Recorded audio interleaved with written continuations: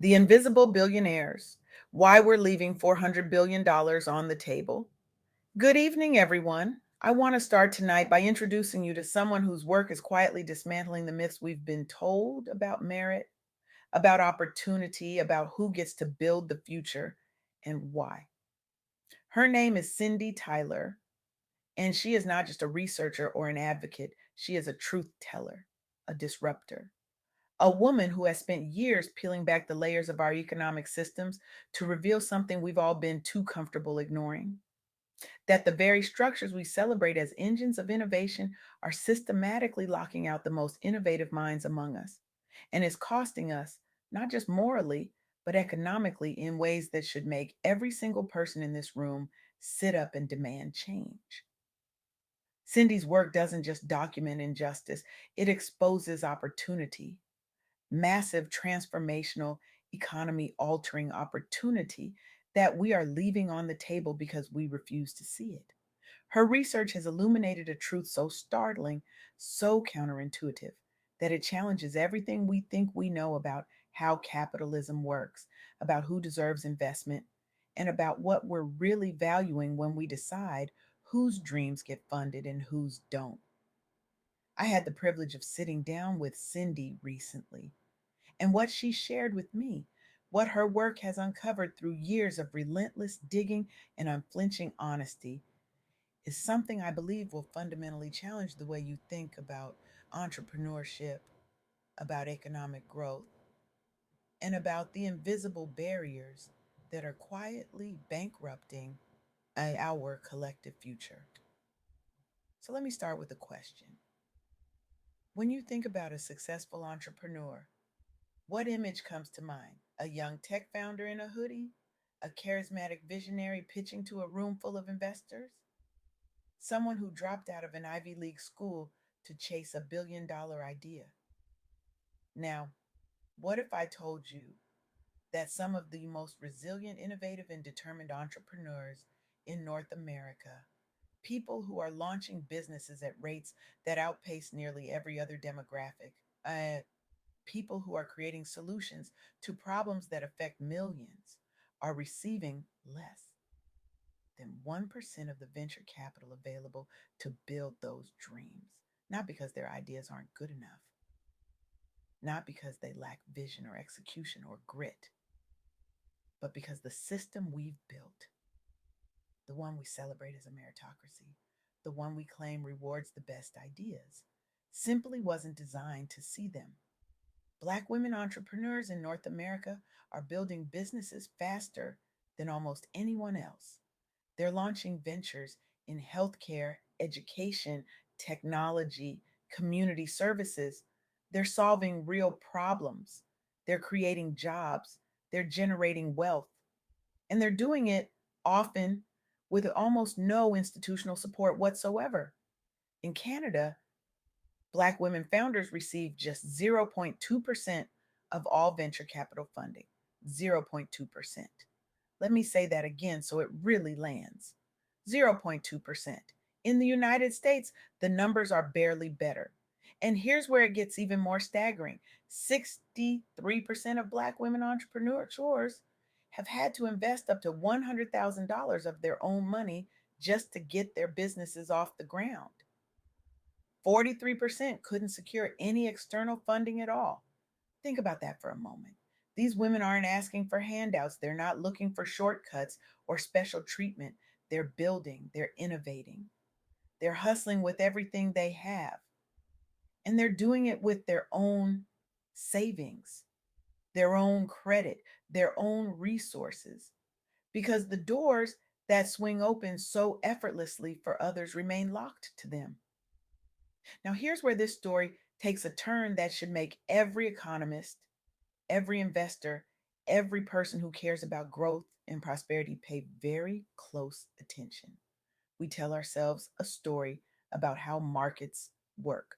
We say that capital flows to the best ideas, that investors are rational actors seeking the highest returns, that the cream rises to the top.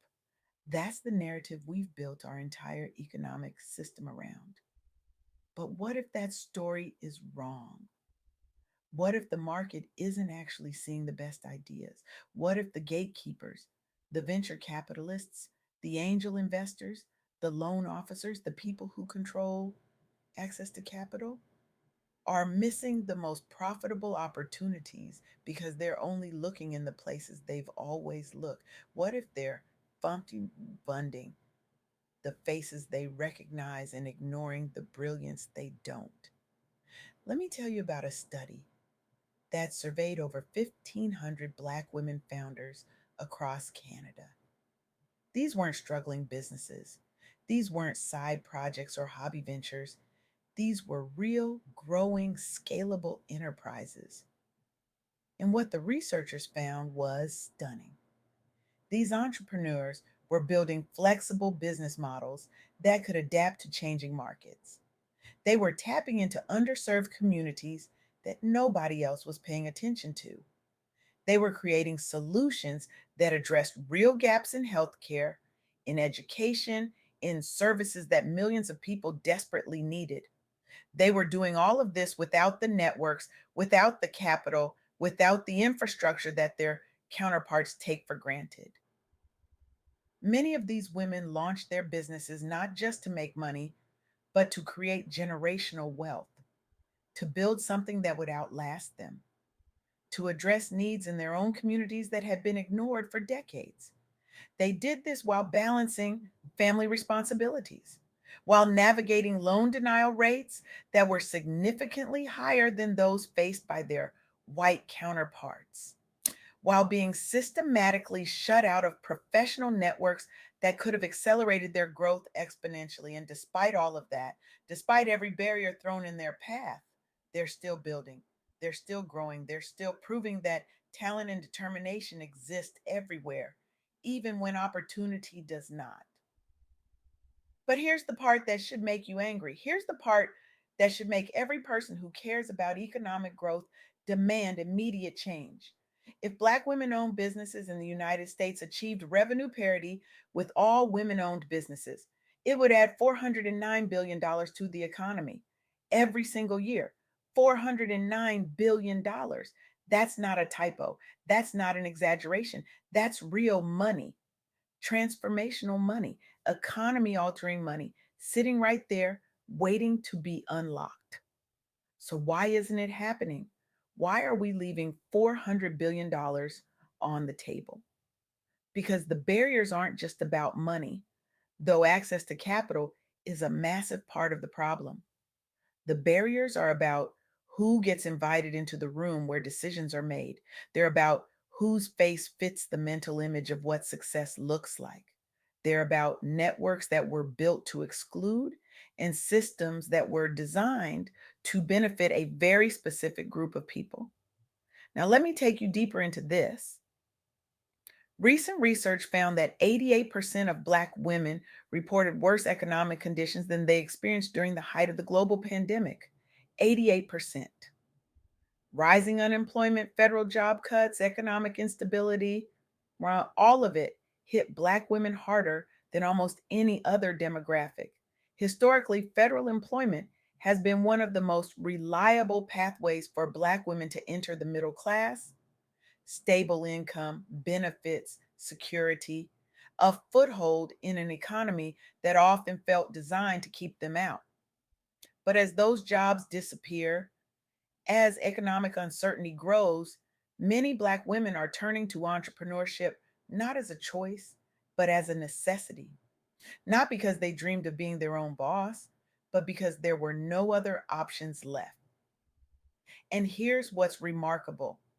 Here's what should inspire every single one of us. Even in the face of that adversity, even when the ground is shifting beneath their feet, they're finding ways to build. They're pivoting, they're freelancing, they're launching side projects that become full fledged businesses. They're proving again and again that resilience isn't just a buzzword, it's a survival strategy. But here's what I want you to understand: resilience should not have to be the only strategy. Survival mode should not be the default setting for an entire demographic of brilliant, capable, visionary entrepreneurs. Now, let's talk about something that almost never gets discussed in conversations about entrepreneurship: motherhood. If you're a Black woman entrepreneur who is also a mother, the barriers don't just double, they multiply exponentially. Childcare responsibilities, inflexible accelerator programs that assume you have endless free time, networking events scheduled at times that make it impossible to attend if you have children depending on you, pitch competitions that require you to travel with no consideration for the logistics of parenting. All of it creates an additional layer of complexity that most entrepreneurial ecosystems completely ignore. Some co working spaces in Canada have started offering childcare options, and the impact has been immediate and undeniable. Mothers who were previously shut out of networking opportunities, who couldn't attend pitch events or accelerator programs, suddenly have access. Participation goes up, businesses grow, connections are made. It's not complicated, it's just basic infrastructure, but the availability of these spaces is still painfully limited. The support is still inconsistent. And so many Black women who are mothers are building businesses that have to be flexible enough to accommodate parenting, scalable enough to grow without traditional support, and resilient enough to survive on budgets that would make most investors laugh. They're doing it. But imagine, just imagine what they could do with the same resources, the same networks, the same access that everyone else gets. Here's what Cindy Tyler helped me understand, and it's the most important point I want to leave you with tonight. This is not just a story about inequality, it's not just about fairness or justice, though those things matter profoundly. This is a story about missed opportunity on a scale that should terrify anyone who cares about economic growth. When we fail to fund Black women entrepreneurs, we're not just hurting them, we're hurting ourselves. We're missing out on innovation that could transform entire industries. We're missing out on job creation that could lift entire communities. We're missing out on economic growth that would benefit every single person in this room and millions more beyond it. We are leaving $400 billion dollars on the table every year because we refuse to challenge our assumptions about who deserves support and whose ideas are worth funding. And here's the thing that should make you hopeful: the solutions aren't complicated, they don't require us to reinvent capitalism or tear down the entire system. They require us to do what we already know works, but to do it equitably. Increase access to venture capital for Black women founders. Create networks that actually include them instead of networks that just talk about inclusion. Offer flexible programming that accommodates the realities of their lives. Provide childcare at entrepreneurial events. Make loan approval processes transparent and fair. Mentor someone who doesn't look like you, who doesn't come from your background, who doesn't have access to the networks you take for granted. These aren't radical ideas, they're common sense, but they require us to be uncomfortable. They require us to challenge the systems we benefit from. They require us to admit that maybe, just maybe, the market isn't as efficient as we thought, that maybe the best ideas aren't always getting funded, that maybe we've been leaving brilliance on the table because we've been too comfortable looking in the same places we've always looked. The future of our economy doesn't just depend on the people we've always invested in, it depends on the people we've been overlooking, the ones who are building anyway, despite the odds, the ones who are proving every single day that when you give people a real chance, they don't just succeed, they transform everything around them. Cindy Tyler's work is a call to action, it's a challenge, it's a mirror being held up to every system we've built and every assumption we've made about who deserves opportunity. We have a choice. We can keep doing things the way we've always done them and watch hundreds of billions of dollars in economic potential slip through our fingers. or we can open the doors. We can fund the ideas. We can build the infrastructure. We can create a system where everyone who has the vision and the drive gets a real shot. Not because it's the right thing to do, though it absolutely is, but because it's the smartest economic decision we could possibly make. So here's my challenge to you: don't leave this room and go back to business as usual. Don't nod your head in agreement and then do nothing. Ask yourself, what will I do differently tomorrow because of what I've learned tonight? Will you look at your investment portfolio and ask who's missing? Will you advocate for policy changes that actually level the playing field?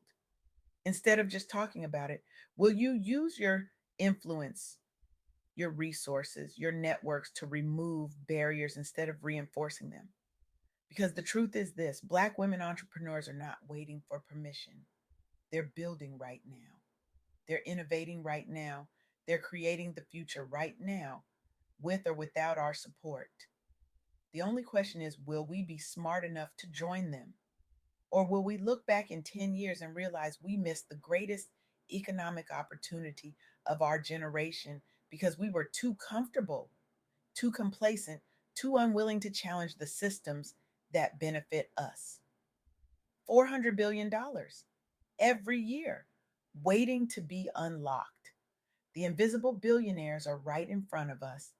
The only question is, are we finally ready to see them? Thank you.